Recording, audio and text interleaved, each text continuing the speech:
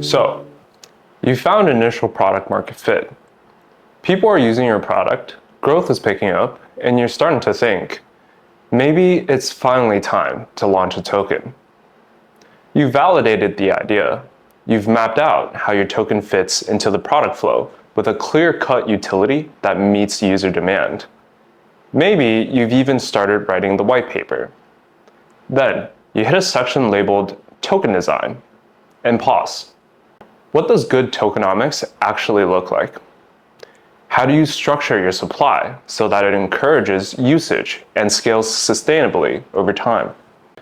Let me say this up front. If your tokenomics model isn't aligned with how your users engage with the product, it will likely become a liability, not a value driver. We've seen this story play out time and time again. So today, we're going to break down the supply side of token design, because you already know why your token should exist, which we covered during the previous session. Now, let's talk about how many of them should exist, and how they should move through your ecosystem. First, let's clear some definitions of token supply. Most people are familiar with the term circulating supply, which is the number of tokens currently in the market, available for trading, use, and speculation. It's what determines things like market cap, which is the circulating supply times token price, or liquidity, which is how easily people can buy or sell.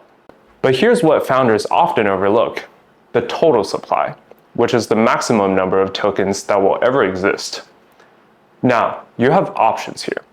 You could cap it, like Bitcoin, at 21 million, creating digital scarcity, or leave it uncapped, like Ethereum, and implement mechanisms like Burns to manage inflation dynamically.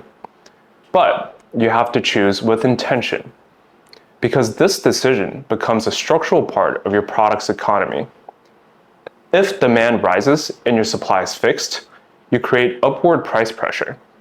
If demand stagnates and your supply inflates, you get sell pressure, volatility, and eventually user churn. Which brings us to a fundamental concept in token design mechanics, which is faucets and sinks. So, faucets are the way new tokens enter circulation. Think of them like inflows. Your initial token distribution, things such as your seed, team, community allocations, airdrop or liquidity mining, rewards for gameplay, staking, or contributions. Faucets are great for getting users involved. But too much faucet with no counterbalance, you get runaway inflation. And that is where sinks come in, the mechanisms that remove token from circulation. This can include things such as token burns, either manually or algorithmically, buyback programs, user fees paid in tokens, governance locks, or time lock staking. Your job is to design a balanced loop where tokens come in through participation and exit through meaningful product engagement.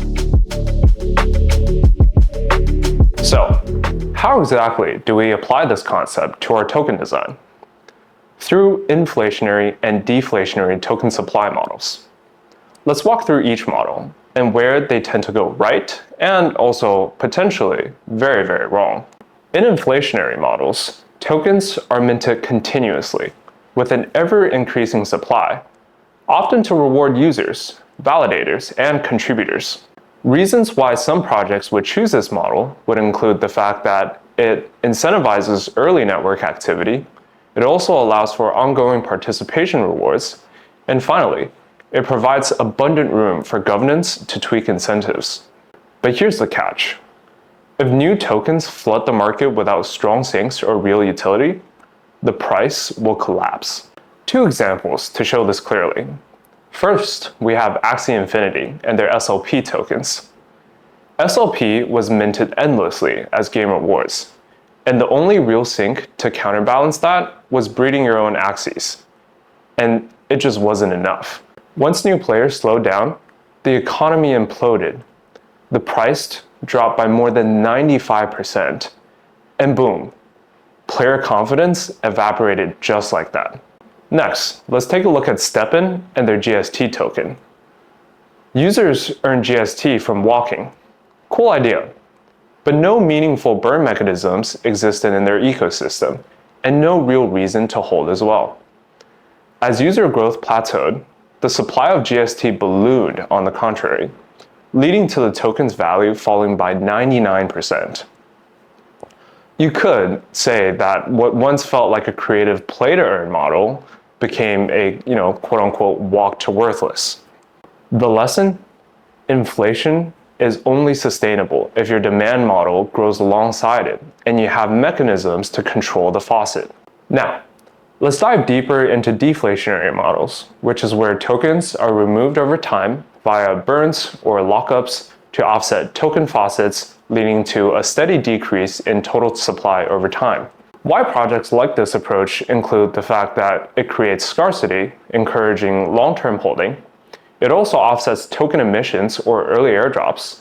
And finally, it can tie token utility directly to product usage. A great example is Hyperliquid. This DeFi-focused Layer 1 has seen outstanding long-lasting performance since its token launch. The main driver for this success is Hyperliquid's tight alignment with this usage. As users trade, deploy new listings, and use the network, a staggering 97% of protocol fee revenues are used to buy back HYPE tokens, alongside with burn mechanism in place to reduce the total supply.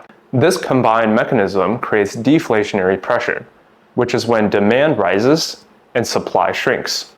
But don't get carried away too quickly. Deflation only works, and yes, you guessed it, if the demand is there.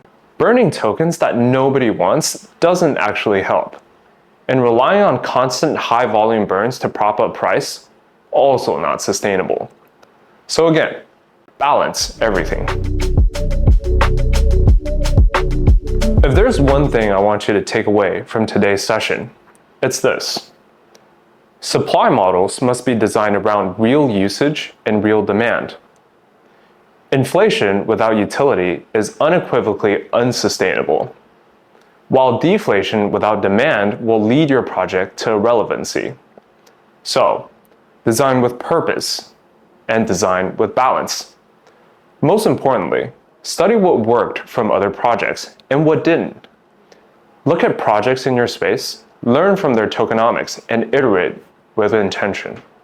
Now that you've explored both demand and supply mechanics, the next step is equally critical. How do you actually design the initial token allocation in a way that aligns with incentives? In this next session, we'll cover setting up your initial token allocation, how to slice the pie, reward stakeholders, and avoid a trap of short-term speculation. Your token isn't just a financial asset. It's a coordination tool, so use it wisely.